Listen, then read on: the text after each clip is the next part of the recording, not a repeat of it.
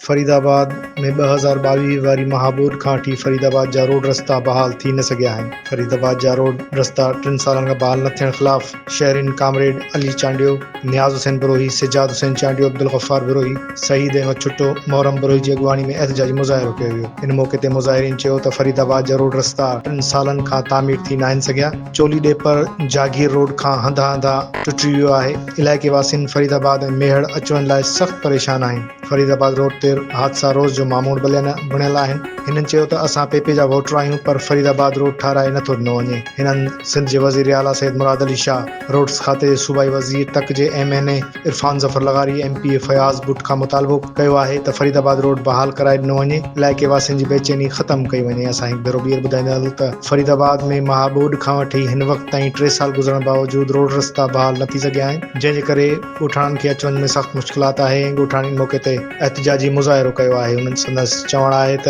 असां peoples party जा voter आहियूं, पर फरीदाबाद रोड ठाराए नथो ॾिनो वञे। हिननि सिंध जे वज़ीर आला सैयद मुराद अली शाह ऐं वसफ़ वारनि अमलदारनि तक जे MNA MPA खां मुतालबो कयो आहे त फरीदाबाद रोड बहाल कराए ॾिनो वञे।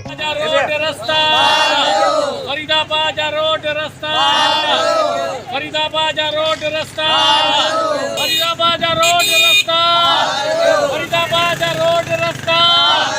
फरीदाबाद कान जो 9 किलोमीटर आहे। केतिरा दफ़ा साईं आधारनि असां हिते रक्षे दोस्तनि बस वारनि एहतजाज कयो आहे, मज़दूरनि, और कोई बि नोटिस वठण लाइ तयारु न आहे। तक जा चूंडियल नुमाइंदनि खे अपील कंदासीं त पूरी तो नोटिस वठो। हिते ख़ौफ़नाक वाक़िया थियनि था। कल बि तारीख़ी एक्सीडेंट थियो आहे, नौजवान मला बिरादरी जो फोत थी वियो आहे फौरी तौर। असीं तक जे MNA MPA मुराद अली शाह, सरदार अहमद चांडिया खे अपील कंदासीं फौरी तौर नोटिस वठी कमु कराए ॾे 10 किलोमीटर असांखे।